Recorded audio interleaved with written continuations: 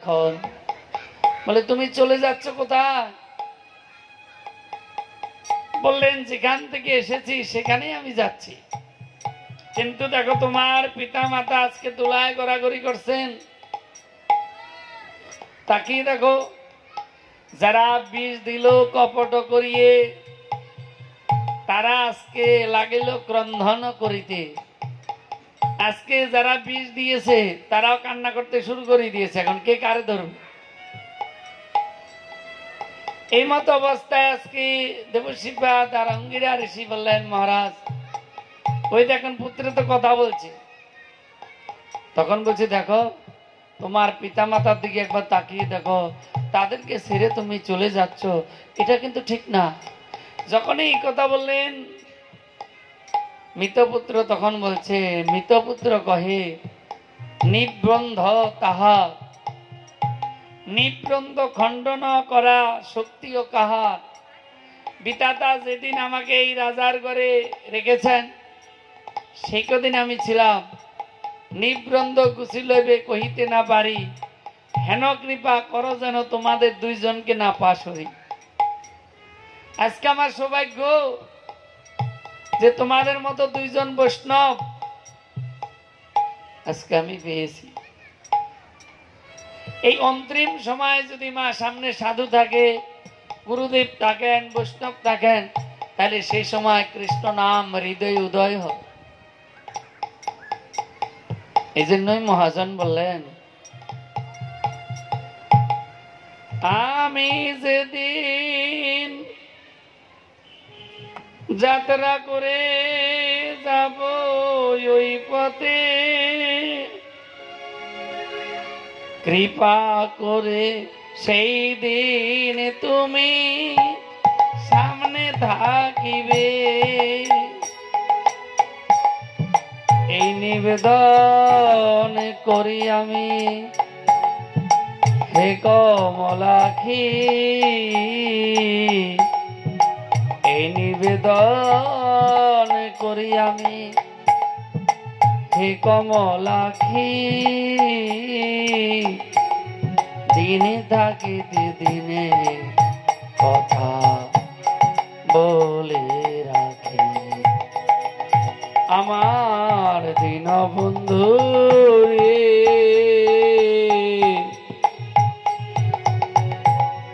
দীন বন্ধু রে, দিন থাকিতে দিনে কথা বলে রাখি। আজকে ভগবানের কাছে প্রার্থনা করছেন, হে দীনবন্ধু, সারা জনম তো তোমায় ডাকলাম না, এই সংসার নিয়ে আমি চিন্তা করলাম, তাই এখন আমার এই প্রাণের কথা মনের কথা আমি তোমার কাছে বলে রাখি। শেষের দিনে যেন তুমি আমার সামনে থাকবে। তুমি যদি সামনে থাকো তাহলে আমাকে মায়ায় গ্রাস করবে না। একজন রাজা ছিল, সেই রাজা তিনি যুদ্ধ করতে গিয়ে প্রাণ ত্যাগ করলেন। তিনি ভগবানের সেবক ছিলেন, কিন্তু নিরন্তর ভগবানকে ডাকেন নাই। সেবা দিতে হয়, দিয়েছে, সবাই দেয়, তিনিও দিয়েছেন। কিন্তু যখন অন্তিম আসলো, তিনি তার পত্নীকে ভালোবেসেছিলেন, এত ভালোবেসেছেন মৃত্যুর সময় সেই তার পত্নী মানে বউর চিন্তা করতে করতে দেহটা রাখলেন। পুরঞ্জন রাজা, আর মৃত্যুর পর তিনি আবার নারী হয়ে জন্মগ্রহণ করলেন। তাই মাগো, কেউ যদি বাল্যকাল থেকে শ্রীহরি সর্বদাই চিন্তা করে, তাকে আর মায়ায় গ্রাস করতে পারবে না। তাই আজকে আমরা যদি প্রার্থনা করি, হে প্রভু, আমরা সংসার গোলায় সংসার চাপে পড়ে গেছি, তাই তোমার চরণে প্রার্থনা করি, শেষের দিনে তুমি দয়া করি যদি সামনে থাকো। এটা মনের বাসনা, পূরণ করবে কিনা তার ব্যাপার। তাই বললেন, ও আমি যেদিন যাত্রা করে যাব ওই পথে, কৃপা করে সেই দিন তুমি সামনে থাকিবে। এই নিবেদন করি আমি হে কমলাক্ষী, এই নিবেদন করি আমি হে কমলাক্ষী। আর দিন থাকিতে দিনের কথা বলে রাখি, আমার দীনবন্ধু রে, দীনবন্ধু রে, দিনে থাকিতে দিনের কথা বলে রাখি। আর সাথের সাথী ছিল যারা আমার সাথে, বিপদ দেখে তারা এখন চলেছে পিছে। দেখো, যতদিন দেহের বল থাকবে ততদিন সবাই আমাকে ভালোবাসবে, যতদিন আমি সংসারকে টাকা দেব, খেটে দেব, ততদিন আমাকে সম্মান করবে। গেল একদিক। দ্বিতীয় দিক হলো এই যে আমরা দর্শন করছি, আমার যখন বয়স হয়ে যাবে, আমি যদি বৃন্দাবন যাই, তাহলে এই নয়নে বিগ্রহ দর্শন করতে পারবো না। এখন যা পায়ের অবস্থা, এরপরে আমি বর্ষনায় গিয়ে সিঁড়ি ভেঙ্গে আমি গিয়ে রাধারানীকে দর্শন করতে পারবো না, এবং এই ইন্দ্রিয়গুলো আমার কথাও শুনবে না। কেউ যদি আমাকে ভালোবাসে, একটা অট্ট হাসি, ভিতর থেকে একটা হাসি বেরোবে।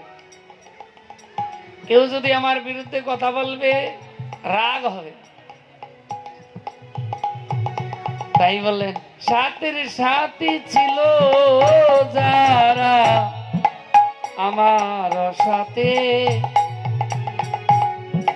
বিপদ থেকে তারা সবে চলেছে পিছে। তাদের আচরণে আমি সদায় দুঃখী,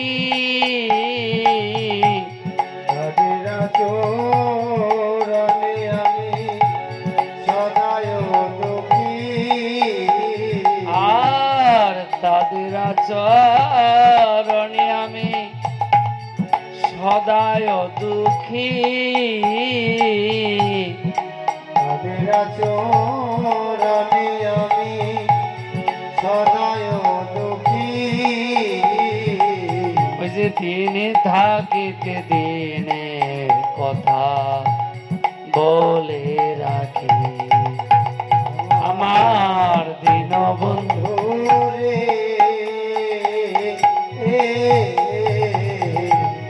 দিনে থাকিতে দিনের কথা বলে রাখি। আর দিন প্রাণ গোপাল বলে, তুমি দয়াময়, অন্তিম কালে দিও ঠাকুর চরণ আশ্রয়। গুরু প্রাণ গোপাল বলে, তুমি দয়াময়, অন্তিম কালে তুমি ঠাকুর দিও গো আশ্রয়। আর দিন প্রাণ গোপাল বলে, তুমি দয়াময়, অন্তিম কালে দিও তোমার চরণ আশ্রয়।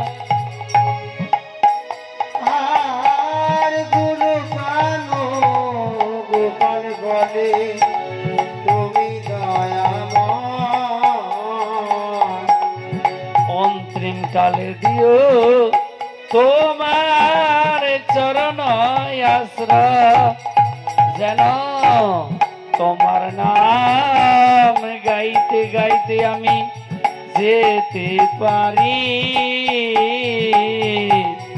তোমার নাম গাইতে গাইতে যেন যেতে পারি, আর তোমার নাম গাইতে গাইতে যেন যেতে পারি, তোমার নাম গাইতে গাইতে যেন যেতে পারি, আর দিন থাকিতে দিনের কথা বলে রাখি, আমার দিন বন্ধু রে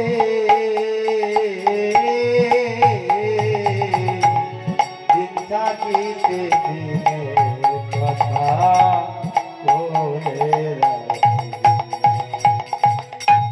আজকে দেবশ্রীপাদ আর অঙ্গিরা ঋষির চরণে প্রার্থনা করেছেন কে? মৃতপুত্র।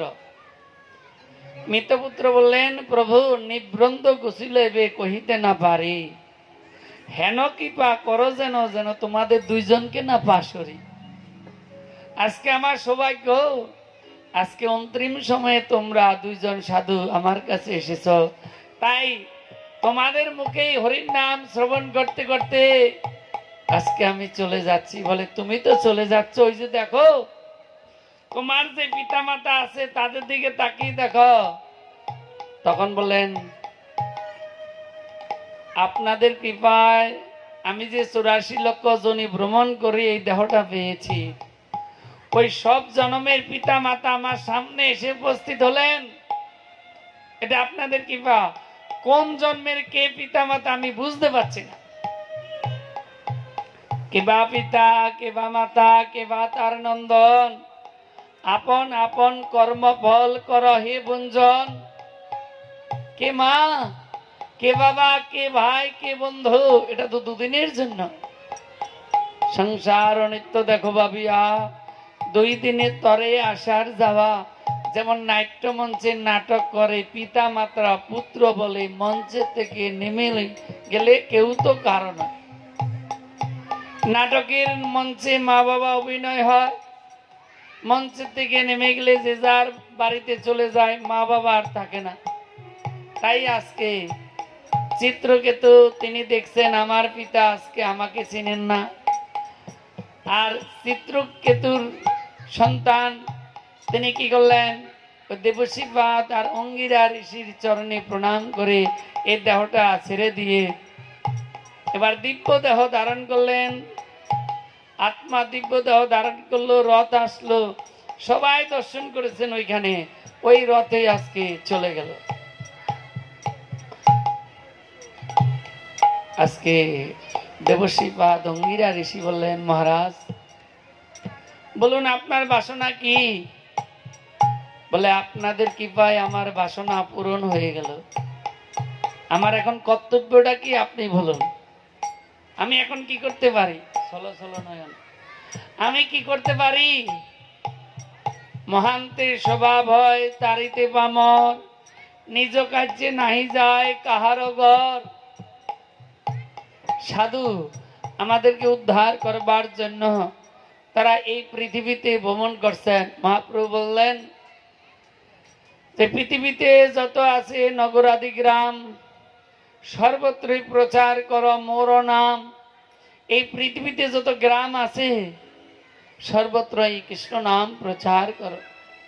তাই আজকে আপনারা এসছেন আমার গৃহে, আমার সৌভাগ্য।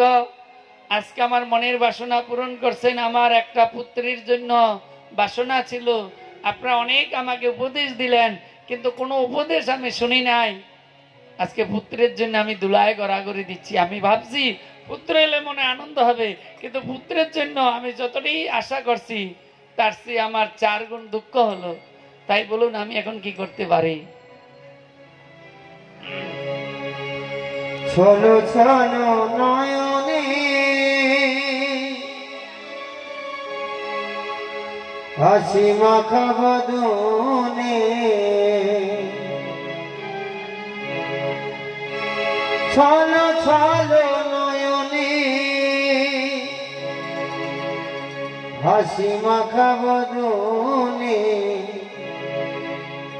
আনন্দ কাননে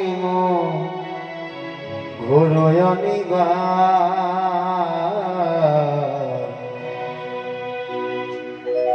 হরি বল হরি বল মন রে আমার হরি বল হরি বল মন রে আমার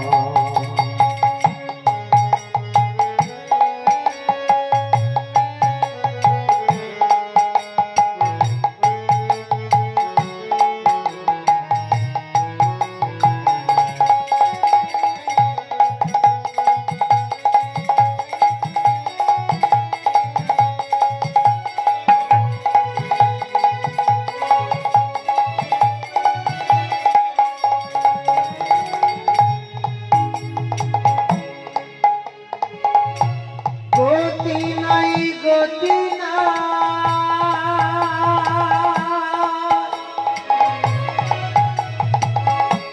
হরি নাম ছাড়া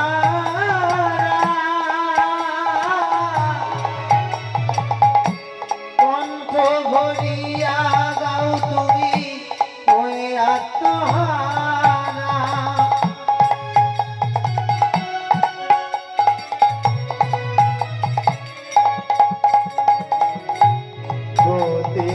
গতি নাই হরি নামে ছাড়া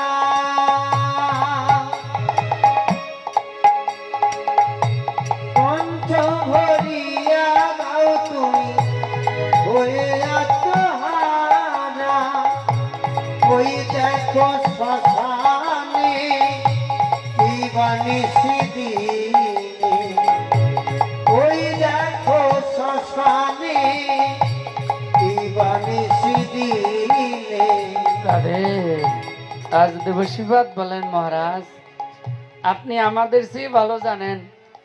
আপনি রাজা, ওই যে দেখুন শ্মশানে দিনের পর দিন চলে যাচ্ছে, আমিও যাব আপনিও যাবেন।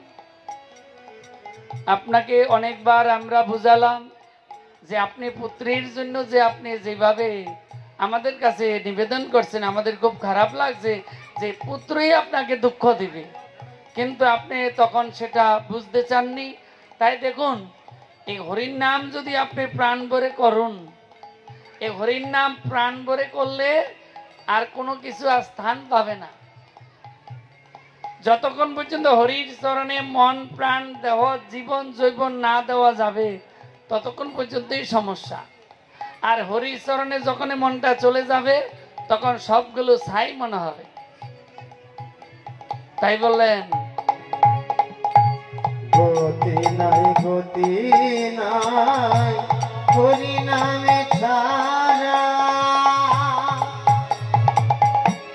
কণ্ঠ ভরিয়া গাও তুমি হয়ে আত্মহারা ওই দেখো শ্মশানে কি বানিসি দিনে জ্বলিতেছে মানবে উড়িতেছে মানবে যত অহংকার